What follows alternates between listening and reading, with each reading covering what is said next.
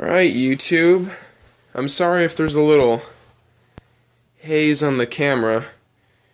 I just put a new EFF case on the back that I made myself, and I don't know if the camera's going through it too well, but if there is some glare, don't worry, I'll fix it. Anyways, so I'm going to go more in-depth with the stuff I got. I was just doing kind of a quickie because my phone was having problems because I use it as my camera and I had to use somebody else's, and I got software updates and everything's all good now, so let's go more in depth with what I got. So this here is my inverter that I got. You know, it's 300 watts. It says it's 350 max and then 700 peak. Maybe because it's Chinese, but yeah, these are my alligator cables here. This speaker magnet holds them on there quite well, actually. And what I do is I hook them onto the battery when I'm using the inverter, because I got to use the solar panel when I use the inverter. And today is, I'm sure as you can tell, not the best day for solar power. It's a bit cloudy. So yeah. So when I get a chance, I'll do that too. So I'm gonna use my solar panel when I use the inverter, because I don't know why, but this inverter drains. I mean, it might just be in my head, but I think that inverter drains this battery pretty quickly. Because when I had this battery fully charged, it was at 13.5 volts, and then I turned on the inverter, and then it dropped down to 13.2, which, you know, it uses a lot of power, so I thought, oh, alright, whatever, when I turn it off, it'll go back up. But no, it's at 12.9 now, so it went down pretty quick. So I don't know how much power it's using, but it's probably using a lot. And I was thinking about getting a DC television for this. You know, like if I was out camping, have a little DC television, because I'm just not the camping type, but my parents like to camp, so yeah. I'm sure you can really see that haze. I'll try to fix that, I apologize. So here's the charger. It's a pretty neat charger. It's not the most powerful one. There is a more powerful model, but this one does the job a little better than I would have hoped it would. I mean, it does it too good. It's a little too powerful. So yeah, it's that's a 26 amp hour battery. And what I do is, here, I'll show you. I pick up the battery and lift it out. I have to use both hands because it's 20 pounds. And not good grip. I don't want to drop it and spill acid everywhere. And then I just set it on this table and hook these alligator leads to it and charge it right up. I'll show you how it works. I just gotta, the cord's put away. Give me a sec. And well, I've decided I'm not gonna plug it in. I'll just show you how it works. It's pretty simple. Now, when you get to the instructions for these, you should read them if you don't know much about electricity. I mean, I kind of just skimmed through them. I don't suggest that, but yeah, they are kind of overwhelming when you first get to them, but half of it is in a different language, so it's not as big as you really think it is. And yeah, it's they're kind of overwhelming looking, and most of it's if you have a lead acid battery, which I have a sealed lead acid battery, so some of the stuff in there doesn't apply. Like that battery, I don't have to put water in because it's a sealed battery. But if you got just like a plain lead acid battery, then well, actually no, I think that one might be an AGM. I don't know. If you got a sealed lead acid or an AGM, you don't have to put water in them. But if you have a lead acid, then you got to pop them open and put water in them. But you only get lead acid battery when it comes to more amp hours.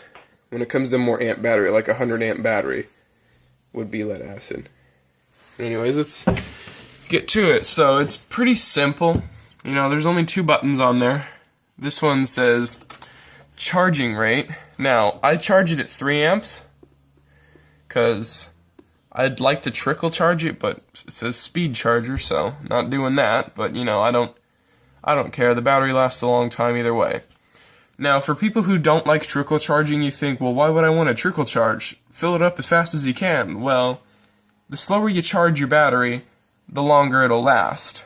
So, if you're ever like going on a camping trip and you can't bring the charger with you, charge it as slow as possible.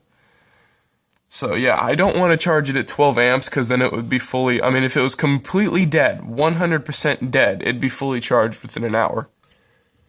And that is just way too fast. So, battery type. Now, make sure you get all this stuff right before you hook the leads onto your battery, okay? So, this is your battery type. You have a standard, an AGM. I just put standard because I'm fairly certain that was not an AGM, but I don't know. I should probably know that. I'm pretty sure it's not an AGM. I don't think it's an AGM. But if you have an AGM battery, make sure it's set for AGM, so make sure that's right.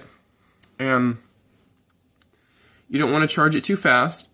And then those two lights there are your percentage and your voltage. And they change automatically. Like it'll tell you your voltage, and then it'll tell you your percentage. And your voltage and your percentage. And then it'll do that until the screen turns off. And if the screen turns off, just push any one of these buttons one time, and then the screen will just come back on and tell you what your charging rate is. And one thing to make sure of is, make sure you put the alligator leads on the battery before you turn it on. You know, that's very important because you could hurt your battery otherwise. And don't be careless with these clips here. Like, you don't ever just want to leave it on. It's got an automatic start and shut off if anything goes wrong. And if you leave it alone for a minute or two, it'll automatically just shut itself off if it's not charging anything. But you always want to unplug it when you're done just to be safe, because, you know, if these things touch, maybe nothing can happen. Like, there's like 3 different things that can happen.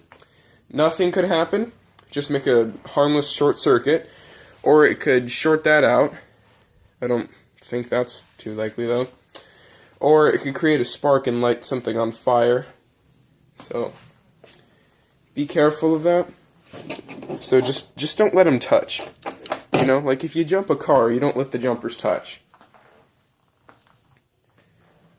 Yeah, so that's the inverter and the charger, and still to come, I'm going to try to put a clock here. Actually, no, I'm going to put a clock there. I bought a clock, and it's going to go here, or it can't go anywhere here. It's got to go like here. So it's probably going to go here. I'm going to have a clock right there. And it's going to have a little button that you push. So we don't have to worry about switches going up in smoke again. Yeah, this inverter was kind of a letdown. I might use it for something else, because I don't think my battery is powerful enough to run it. But I mean, I've seen people run 100 amp hour batteries on an inverter for like a day and a half before the battery gets down to 11.9 volts or 12 volts or whatever. So it should, I mean, I wasn't expecting it to last long. You know, I was only expecting it maybe to last an hour or two. But I don't know, maybe I'm just going nuts. Or maybe that battery's voltage just wants to stay at 12. Whatever. So yep, that's everything else I've done. I don't know if I talked about this. I installed a cigarette lighter outlet. Had to crimp some things on there, but whatever. Yeah. That's it. Nothing else has really changed. The speakers and the amp are all still the same, and everything's pretty much the same. See you later, YouTube.